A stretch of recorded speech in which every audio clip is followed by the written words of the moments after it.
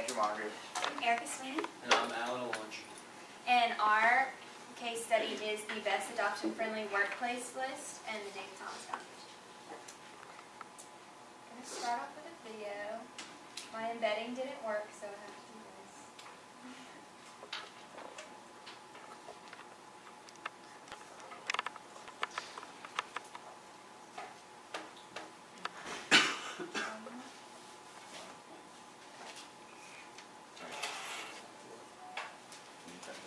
There should be a little drop at the end.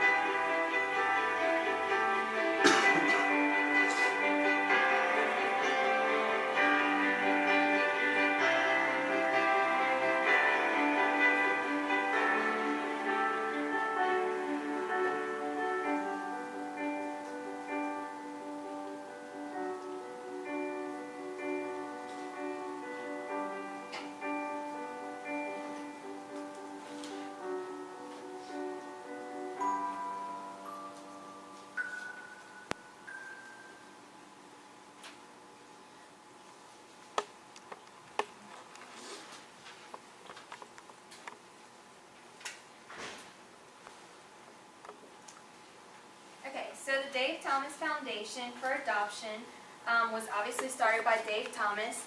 In 1990, George H.W. Bush called upon Dave Thomas to lead a national adoption awareness campaign. He was the perfect choice for this because he himself was adopted at age 5. 2 years later, he decided to start the Dave Thomas Foundation for Adoption. That was in 1992, so 2012 is the 20th anniversary of the founding. The mission of the Dave Thomas Foundation is the Dave Thomas Foundation for Adoption will dramatically increase the number of adoptions of waiting children in North America's foster care system. So it does cover Canada as well as the United States. The Dave Thomas Foundation believes that every child deserves to live in a safe, loving home. No child should get out of the foster care system at 18 without ever finding a permanent home, and that most importantly, every child is adoptable.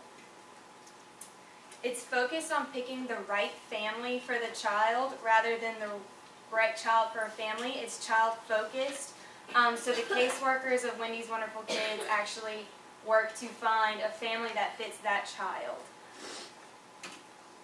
Okay? Wendy's Wonderful Kids, and like the video you just saw, is one of the programs that the Dave Thomas Foundation started. It raises money to fund adoptive professionals, and they are actually going to their friends, their circle of friends, and then the next layer, people they work with, communities in which they live, to find the right families for these children. So they're seeking out the right homes for them. They currently have 154 recruiters through the U.S. and Canada, and our closest one in Louisiana is in New Orleans. Her name is Latasha Marina. The Dave Thomas Foundation also works with the National Adoption Day Coalition. They're a lead funding and founder partner of it. It always falls the Saturday before Thanksgiving, which this year is November 17th. Over 40,000 children have been adopted through a National Adoption Day. Either their story started that day or ended that day and they finally went home. So it just kind of makes you think about the big picture. When they're adopted 5 days before Thanksgiving, they get to have their first family event just 5 days later, something they probably never did get to experience. And finally, in 2007, the Dave Thomas Foundation partnered with the Paul Worth and Associates PR company to create the Top 100 Best Adoption-Friendly Workplace list. Okay, and as Hillary said, you know, we want all these kids to be adopted, and on National Adoption Day, it's a great chance for them to be adopted because, like she said, it's 5 days before Thanksgiving. But what steers people away are all these myths and all these misconceptions that people have. So I really think it's very important to begin out with this because no foundation has ever tackled something like this to make sure that America knows the truth. Not only America, but North America, as the foundation has actually expanded through Canada. We want to make sure that these children are adoptable. Just like the video said, no children is unadoptable. So, beginning with myths or realities, we're going to have a few questions to ask y'all, and we want to have your opinion, so we'll see the hands go up, and we do have some coupons from Wendy's to reward y'all. Okay, yes, you get a pick. So the first myth or reality question is, a biological parent can come to take an adopted child back at any time. Is that a myth or reality? Caroline? I want to say that's a myth. That is correct. That is a myth. So And, I think entertainment media have really helped to perpetuate that myth, because how many storylines have you seen where it's a big drama, the legal shows or the medical shows where an adopted parent. Okay, that is a myth, just like Caroline answered correctly. Once a child is adopted, the biological parent does not have any right to gain back the custody of a child. Results showed that 2/3 of people considering foster care adoption believe biological parents or parent could return to claim their child. Now that's huge because only 1/3 of the population of people considering, foster care adoption believed that they would always have their child safe and in that home. Our next question is, foster care adoption costs little to nothing. Myth or reality? I'd say myth. That myth is actually incorrect, but you still get a Why? coupon for My friend answering. adopted 2 kids from China, and I knew it was really. Well, that's the Okay, difference. this is we will get to that. So Oh my I gosh, understand I'm that. sorry. That's all right. It's actually reality because this is foster care adoption. Remember, it's not like overseas from another company. It's foster care, and that's what this foundation is all about.